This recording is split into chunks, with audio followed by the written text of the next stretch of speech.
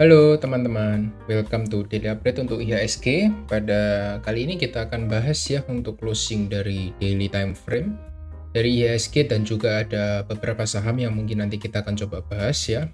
Selain dari saham big banks, kita akan coba lihat ya nanti. Yang pertama kita akan coba bahas dulu dari IHSG. Di IHSG ini yang bisa saya sampaikan sama teman-teman bahwa sebenarnya kita wait ya. Sebenarnya kita di minggu kemarin ini kita lihat di sini kita bearish ya, dalam lumayan dalam, bearishnya sekitar 2,36% untuk IHSG. Dia naik ini cuma untuk mengejar area tailnya saja, setelah itu drop ke bawah.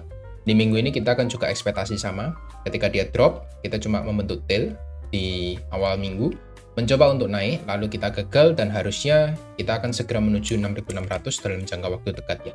Kita lihat teman-teman tidak boleh tertipu oleh kenaikan yang sementara. Kita sudah berminggu-minggu selalu sama ya. Di awal minggu kita mencoba untuk closing bullish, tapi ternyata gagal, sudah 5 minggu beruntun kita lihat. Nah, nanti teman-teman bisa lihat untuk di closing hari Jumat nanti seperti apa. Perkiraan saya nanti kita hari Kamis dan Jumat nanti kita akan ada tekanan seller gitu yang masuk ke dalam market ya. Karena memang kita nggak punya area support lagi selain major support di 6.600. Seperti itu. Lalu untuk daily time frame-nya kita bisa lihat di sini belum ada tanda-tanda seller itu pause ya, bahkan masih sama untuk kekuatan seller penjualannya 1 triliun lebih untuk outflow di hari ini, sama seperti hari-hari sebelumnya. So kita bisa coba simpulkan ya, di sini awal pembukaan market Senin libur, Selasa libur, kita baru buka hari Rabu dan masih dalam tekanan jual yang sama seperti itu. Jadi kita masih bisa berekspektasi minggu ini kita akan on the way menuju 6.600 dalam jangka waktu dekat. Jadi memang di minggu ini sih saya sudah instruksikan ya buat teman-teman yang join di Discord, terutama untuk wait and see aja ya. Saya cuma update marketnya, teman-teman cuma lihat, ya nggak perlu ngapa-ngapain. Kadang-kadang memang kita perlu untuk wait and see.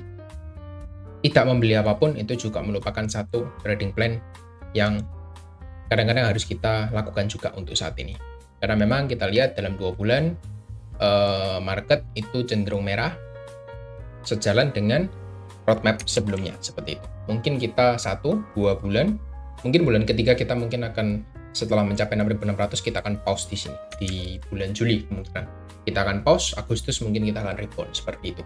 Itu yang bisa saya lihat dari time frame besar ke time frame kecil ya. Untuk time frame daily sih so far kita masih belum terlalu banyak aktivitas dulu untuk saat ini.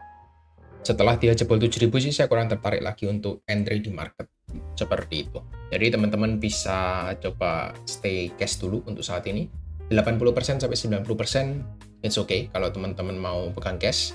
Kalau mau entry tangannya gatel ya ambil 10% aja lah, tipis-tipis gitu. Itu pun harus dibagi ke mungkin 2 sampai 3 saham untuk dari 10%. Jadi ya enggak usah terlalu banyak juga. Nanti kita akan coba untuk cari ya, ketika sudah bottoming semua, kita akan coba cari di saham-saham yang memang punya big caps seperti itu. Itu lebih menarik daripada medium dan low caps. Kurang lebih seperti itu untuk yang bisa saya bahas ya dari IHSG-nya.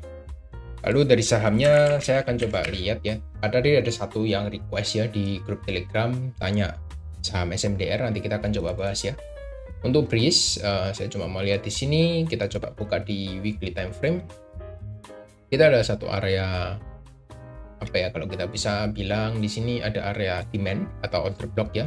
Ketika harga naik dia pause sedikit sebentar membentuk inside bar selama 3 minggu, setelah itu kita lanjut rally lagi ya.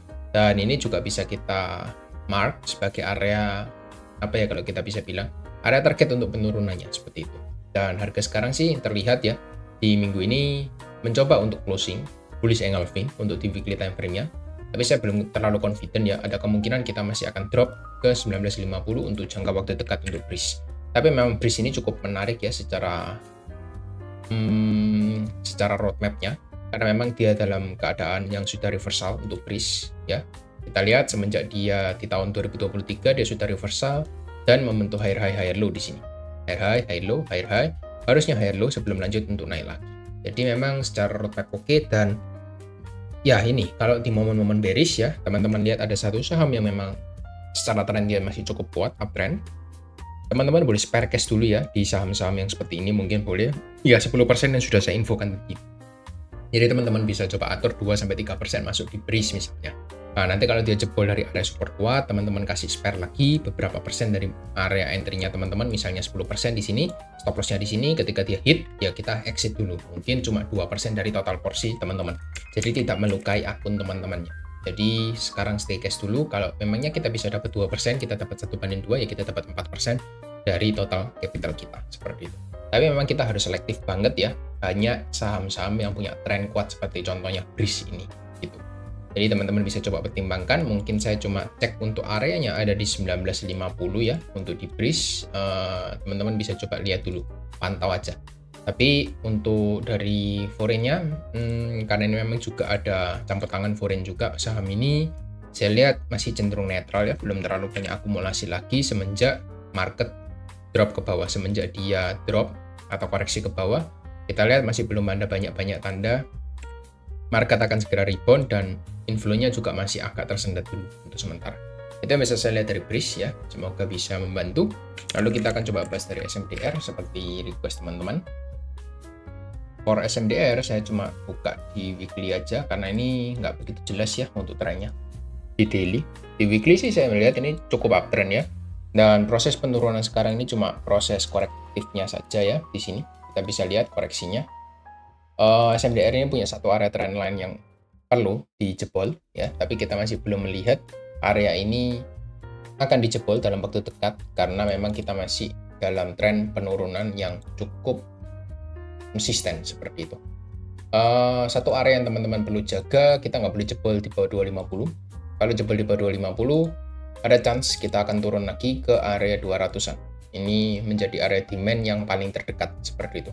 200 sampai 180 bisa jadi area target untuk SMDR. Lalu kalau kita coba buka di daily time frame untuk SMDR, sebenarnya ya trennya masih clearly downtrend ya. Kecuali nanti dia bisa membentuk double bottom, tidak jebol dari 250, double bottom dan menembus area trendline, ini baru cukup menarik untuk kita pantau. Tapi sebelum itu terjadi sih saya masih cukup pesimis sama saham SMDR ini. Gitu. Kecuali dia nanti jebol masuk ke area 200-an, nanti mungkin saya akan coba pantau untuk saham SMDR ini. Kurang lebih itu ya untuk SMDR. Lalu yang ketiga ada ADMR terakhir. Untuk ADMR ini saya sudah pernah info, kayaknya saya lupa. Kayaknya di Discord, kok di Discord ya? Di Discord sudah saya infokan sih. Tapi kalau di Telegram kayaknya sudah pernah saya infokan juga kalau ini cukup menarik ya. Ini ada tanah panah yang sudah kena juga. 1280 ini menjadi area support dari SMDR, support kuat ya. Kita lihat dia sudah retest juga berkali-kali di sana. Support, support, support dan support dan support ya. Kita lihat berkali-kali dia agak terpantul di sana. Jadi teman-teman yang mau coba entry boleh di SMDR sebenarnya dengan risk yang cukup kecil, dengan batasannya di ya spare lah 1260 lah ya. Kita kasih tambahan di berapa persen dari area bottom, sekitar 3% lah. Jadi biar nggak kena ekornya ya, biar nggak kena buntut gitu ya. Jadi kasih spare di 1260, which is itu sekitar 6,5% dari harga sekarang. Jadi teman-teman yang mau bingung mau entry, bisa coba pertimbangkan di ADMR. Secara flow nggak terlalu buruk juga ya. Kita melihat, coba tarik, saya coba tarik dari tanggal 1 Juni, netral ya, nggak banyak pergerakan. Jadi teman-teman bisa coba lihat, distribusinya juga nggak terlalu besar, jadi ya masih cukup oke lah, so far so good juga. Secara weekly trend masih oke ya, cukup bagus dibandingkan saham-saham yang lain yang sudah rata-rata turunnya lumayan dalam. Untuk ADMR ini ketika harga naik, dia sekarang konsolidasi ya, membentuk triangle, dan kalau dia berhasil break, mungkin kita akan retest lagi di area 2000, itu menjadi area target terdekatnya. Bukan 2000 ya, 1900 sampai 2000 lah. Teman-teman bisa coba cari entry-nya sendiri. 1900 sampai 2000 itu target jangka panjangnya. Area entry-nya ya sekarang ini bolehlah untuk spekulasi buy dikit-dikit gitu. 1-2% is okay untuk ADMR ini. Jadi ada 3 saham tadi ya yang sudah coba saya bahas dan saya screening ya, secara tren dan juga money flow-nya yang nggak terlalu banyak buangan barang dari sisi foreign-nya seperti itu. Jadi 3 saham itu sudah saya bahas. Thank you. Oh, bentar ya. Ada di Discord ya, sebentar. Nah, ini ada teman-teman, saya coba bahas di sini juga dah. Buat teman-teman yang join di Discord ya, bisa sharing aja ya. Teman-teman belajar juga untuk membaca tren atau membuat trading plan. Teman-teman bisa coba gambar lalu teman-teman kirim ya di bagian chart yang ada di Discord di public area. Di chart only ini teman-teman bisa coba sharing di sana ya untuk setupnya. Ini sih saya lihat lumayan oke ya, dia baru sharing 3 ini, ada online Discord. Saya coba bahas dulu ya L-shape. Secara tren kita lihat dia sudah breakdown dari area supportnya, dan secara tren dia juga membentuk lower high lower low, harusnya drop ke bawah ya. Di sini juga ada area demand, jadi ya memang masih bearish secara tren. Selama dia belum break dari area trend line yang ada di ya yang digambarkan di atas ini, masih downtrend sih untuk L-shape. Itu yang pertama. Lalu ada bumi, trend bearish bumi. Bentar ya. Kalau dari weekly time frame yang di share di sini sebenarnya ini prosesnya korektif ya turunnya. Dia pullback ke bawah. Dia sudah ada change of character di sini. Sebenarnya masih cukup bullish ya kalau untuk weekly. Tapi kalau kamu lihatnya dari daily time frame sih ya. Di sini dia jebol dari area support barusan di area 80-an ya, dia jebol dan sekarang masuk 72, sehingga ada chance memang dia akan nanti retest lagi di 60 sampai 50 lagi. Itu untuk bumi. Secara daily time frame masih bearish, tapi weekly time frame saya kurang setuju kalau itu bearish. Ini cuma pullback-nya aja untuk weekly-nya. Lalu yang terakhir dari ASA. ASA ini masih bullish ya kalau saya lihat ya. Ini impulsif naiknya. Lalu turunnya ini korektif ya. Nah, kamu bisa lihat di sini korektif. Ini tandanya volumenya dia decreasing ya. Ketika dia turun, volumenya juga turun. Ketika dia naik, volumenya increasing naik ke atas. Jadi dari volume ini juga bisa kamu identifikasi juga. Ketika naik, volumenya juga naik. Ketika turun, volumenya juga turun ke bawah. Itu yang bisa dilihat dari weekly ya. Tapi kalau dari daily sih ya saya cukup setuju kalau ini bearish ya. Ini cukup bearish. Apalagi kalau dia jebol dari area support ya, support kuatnya. Kayaknya dia mau jebol juga dari 670.